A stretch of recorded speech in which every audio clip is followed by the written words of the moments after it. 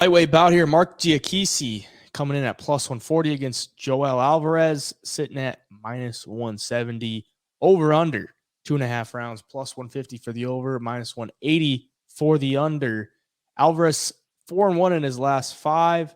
Both men 38 years of age, and Marc Diakiese 2-3 in his last 5, coming off the loss to Michael Johnson, which was quite the disappointment because the man was a minus 330 favorite. That was back in UFC Orlando, and he fought pretty dumb, if you ask me, because you watch the guy wrestle or you watch like him shoot takedowns, and you're like, there's no one in the world that could defend those takedowns because he's so athletic and so explosive. But he didn't really have that game plan going against Michael Johnson. And it was weird because his past 2 fights before that was his game plan, to like shoot heavy takedowns and just be heavy on top and get top control and win the fight. In the one against Michael Johnson, it looked like he was more so of a crowd pleaser, and it did not work out well for him. He cannot stand and strike with Michael Johnson.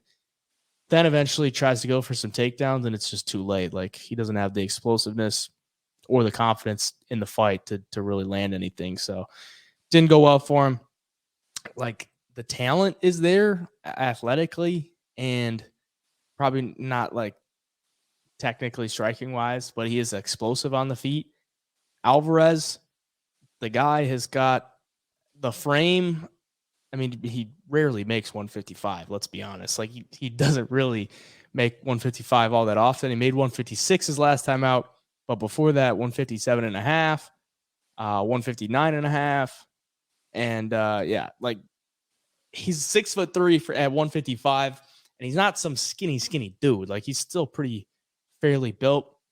I don't know if he's going to make weight this time, but either way, he's going to be a lot longer. The submission threat is always there.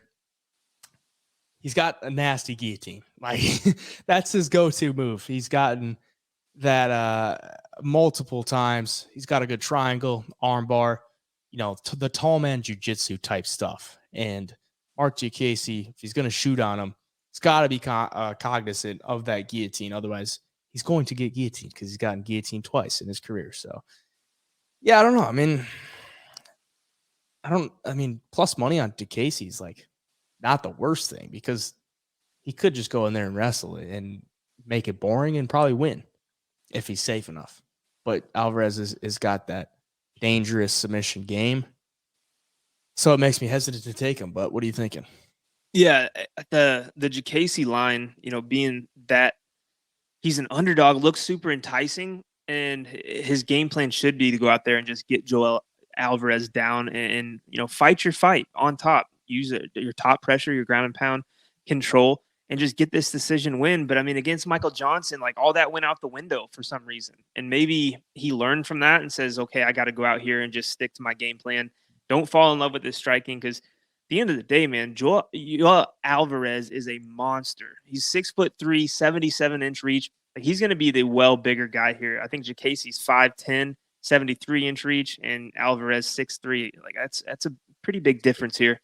And to take Alvarez down, he has been taken down before, but like I said, he's a big, strong dude. And a lot of times, if you just shoot in on him, that neck leaves exposed for 1 second. He grabs it.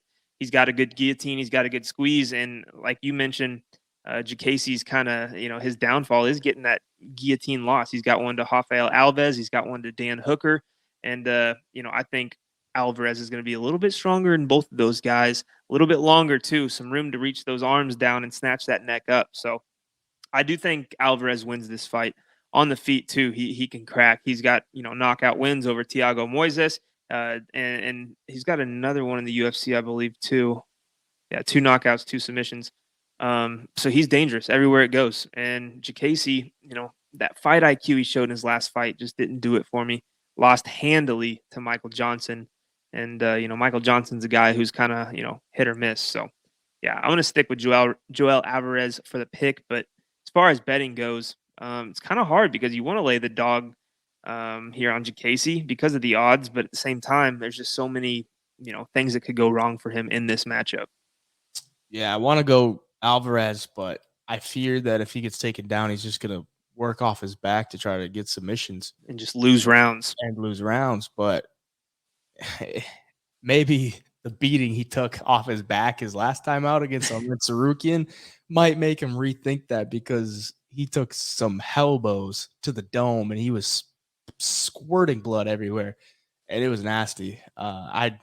That's if you watch that fight, that'll make you not want to fight ever in your life, because you take one of those elbows to the nose and you're split open like that, and the guy just continues to hit you. Hell no. But yeah, that's my only fear with Alvarez. And but otherwise, I'm going to take him, because I think he takes a learning lesson from that one against Arman. Yeah, and my last thing about Alvarez is you look at his record, man. He's 19-3. His only UFC losses: Demirez Magulov, who's 20-2, and Arman Sarukian, who's some people are saying is going to contend for a title here really, really soon. So, dude, pretty good record overall, and he's fought Thiago Moises and some other tough dudes as well. So, yeah, I think Alvarez gets it done. I really do here. I'll take him as well.